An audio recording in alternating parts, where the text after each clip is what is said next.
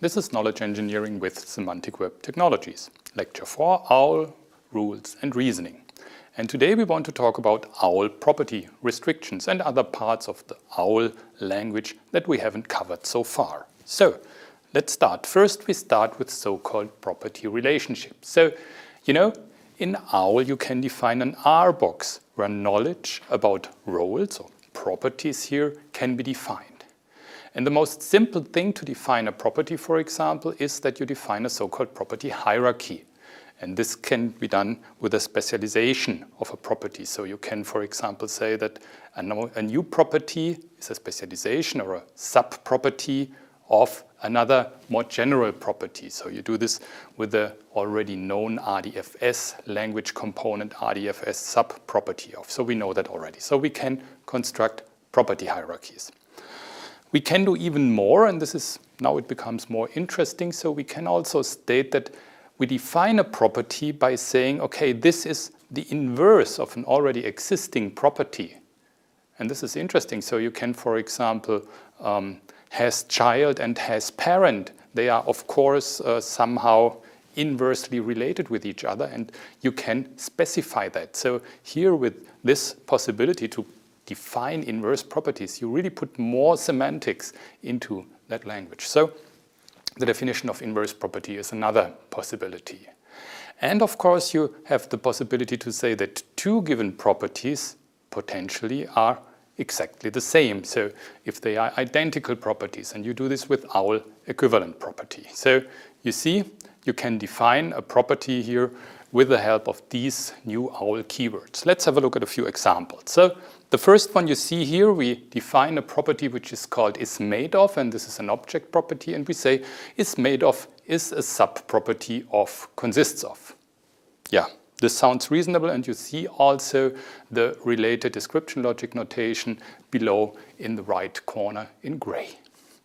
So the second one here is again a specification of an inverse property. So reads, we say, is the inverse of is read by. And we define it in the following way. We say reads is an object property. So for example, a person reads a book.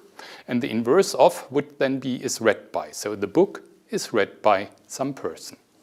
And we define it with the OWL keyword, OWL inverse of. Okay, and if we want to state that two properties are the same, we use OWL equivalent property. And here we have the example we have composed of. This is an OWL property. And we say this is equivalent to consists of, with OWL equivalent property. So this was rather simple. So this is the way how I can define most simple OWL property relationship. So now it gets a little bit more complicated. So what else can we do?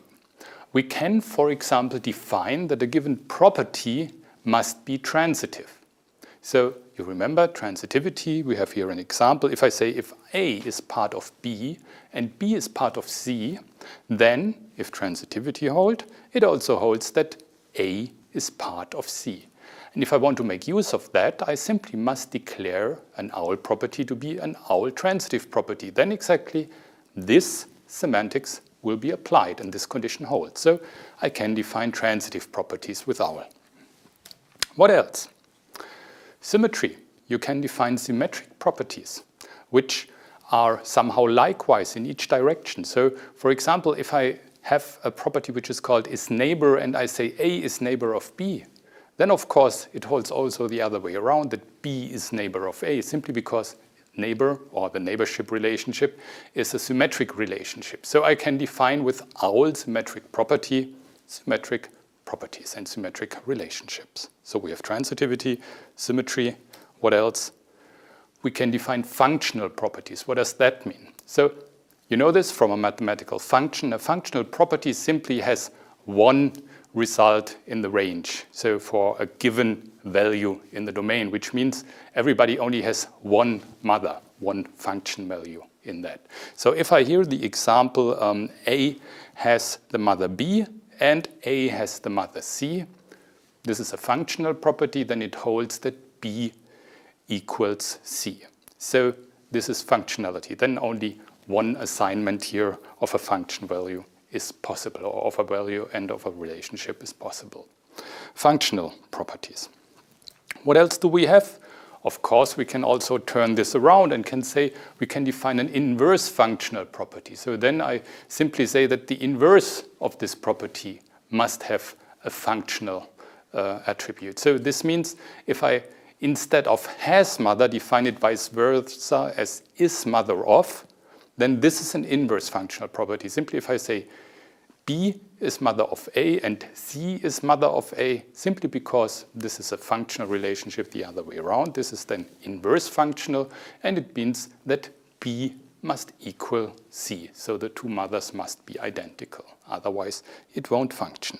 So you have the possibility for OWL to define transitive properties, symmetric properties, functional properties, as well as inverse properties. Here you see another example for transitive properties. So for example, our examples usually are dealing with the book world. So I have here an object property, it's called is published before, and I declare that to be a transitive property. And I say, okay, here the domain, of course, is a book, and also the range is a book. So this means when is what published. And then I define simply for, two books. For example, I say Animal Farm is a book, and this book has been published before 1984. And then again, I have another book, which is Brave New World, and I say this has been published before Animal Farm.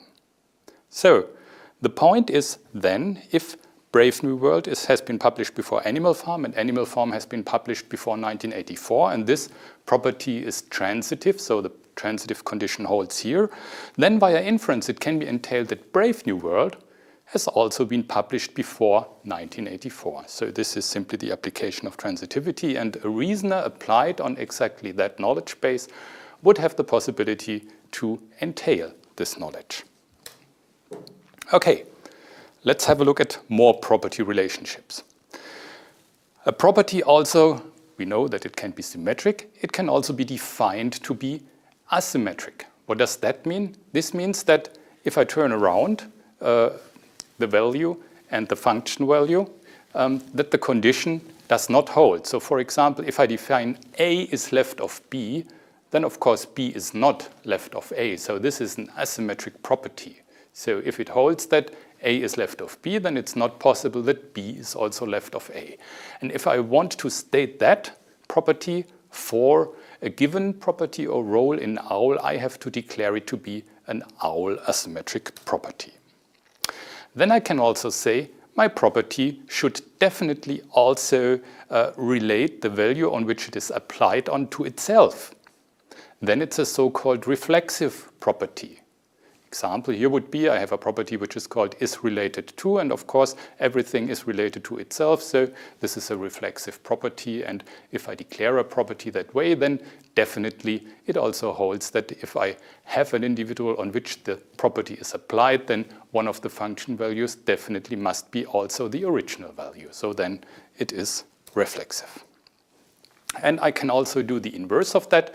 I can declare so-called irreflexive properties.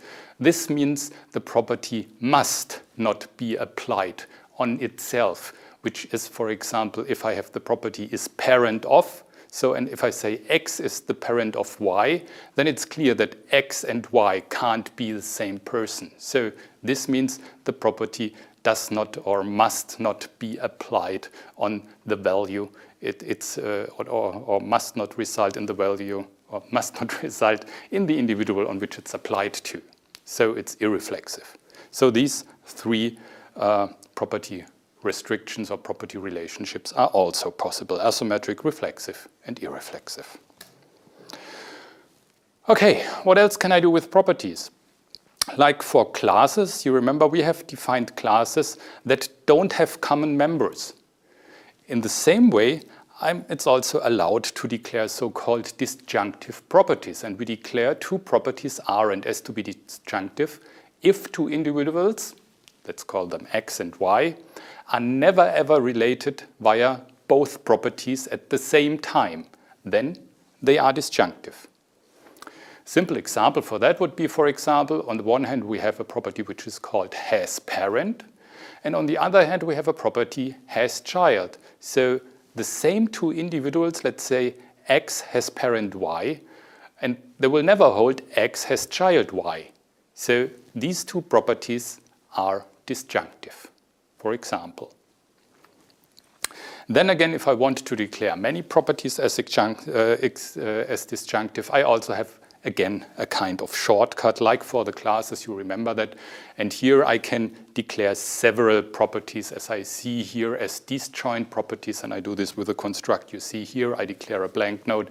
I say this blank node is of type all disjoint properties. And then I simply enumerate all the members of that class that I declare here, and I say the members are has parent, has child, has grandchild, for example. So I declare all these three properties, has child, has parent, and has grandchild, to be disjunctive. Okay, we are almost through. Let's have a look at a few special properties. You might remember for OWL, we have already learned, or for description logics, we have learned that there are so-called special classes. The two special classes, which were the top element, OWL thing, and the bottom element, OWL nothing. The first one, which is the superclass of all classes, and the last one, which is the subclass of all available classes. So they are the top and the bottom element in this hierarchy. And in the same way, so now I can also define property hierarchies. So it's pretty simple also to define a universal and a so-called empty property as counterparts for the top and the bottom classes. And for properties, you know that we have to consider two special cases. We have object properties and we have data type properties. So first of all, object properties. So there is a thing which is called the top object property in OWL, and this relates each potential pair of individuals, and this is the superclass of all available object properties. And this class especially, or this property especially, has also a specific purpose we will see later. Then there is the so-called bottom object property, which connects no individuals and which is the subclass of all available object properties. And then there is the same for the data type properties. So we have the top data type property, which relates all individuals with all typed literals. And this is the superclass for all data type properties. And we have the bottom data type property, which connects no individual to no typed literal. And this is the subclass of all data type properties. So now we are almost finished and almost done with the declaration of properties. And all of this, of course, then will be in the so-called R box of the knowledge base. One thing which was missing, or still missing, and which is related to classes as well as to properties, is the so-called qualified number restriction. So we have already learned about number restriction for the definition of classes. But what we can do more is we can also restrict the range of a property and not only the number of its members here for the definition of a class. So this is a class constructor with number restriction on properties connected with a range constraint. Just look at the simple example. First, in description logics, if I want to define a successful author as a class, I say a successful author must have at least one bestseller as a notable work. So it means if I apply the property notable work on a successful author, then the notable works of that author, at least one of them must belong to the class bestseller. So this means, yeah, successful authors have written one or more bestsellers, quite clear. And if I want to translate that to OWL, this means here I define a class successful author, and then I say this is a subclass of, and then I define again a property restriction because I define that class on a restriction on the property notable work. So this is an OWL restriction, again here in an empty or blank node construct here denoted or represented with these square braces, and I say this is an OWL restriction on the property notable work, and then I use the new keyword OWL min qualified cardinality, which means, yeah, more than, or which gives a lower bound, and I say this lower bound is, of course, a data type property must be 1 then, and I say 1 is a non-negative integer here. And I say, okay, again, I have to restrict the range, so therefore the restriction also holds on a class, and then with here OWL on class, I state on which class I put the restriction on, and this is the bestseller. So, and besides this min qualified cardinality to define a lower bound, I also can define an upper bound with owl max qualified cardinality, and I can also assign an exact number with owl qualified cardinality. So examples for that you will see for sure in the exercises of the course. Okay, what else is missing? We have talked about properties somehow that relate properties or individuals to themselves, so this reflexive stuff. So I can also declare reflexivity explicitly for a class definition, for example. I can say, for example, a philosopher is a person who knows himself. And this is interesting because then the knows relation here for that class, it must hold that all philosophers really know themselves. So if I apply know on the individual of a philosopher, then of course this philosopher must know himself, so the same individual. So in description logics, it's denoted as you see here above the gray box. And exactly that kind of concept I can also translate to owl, and then I have a philosopher, which is a class, and I define it exactly as you see it here as a subclass of a complex restriction. Again, we have here a restriction denoted or represented as a blank node in square braces. So this is an owl restriction on a property which is the property knows. And now, and this is new, I state that, of course, for this property, it should hold that each individual should be connected to itself. So therefore, they have a new construct, which is called owl has self. And this should be assigned to a binary value because this computes either true or false, whether it holds or not. And of course, for this restriction, it should compute to true. So I define here has self as true. And this is then a Boolean value. In this way, I can define a class with a property restriction where the property is restricted to exactly its reflexive condition.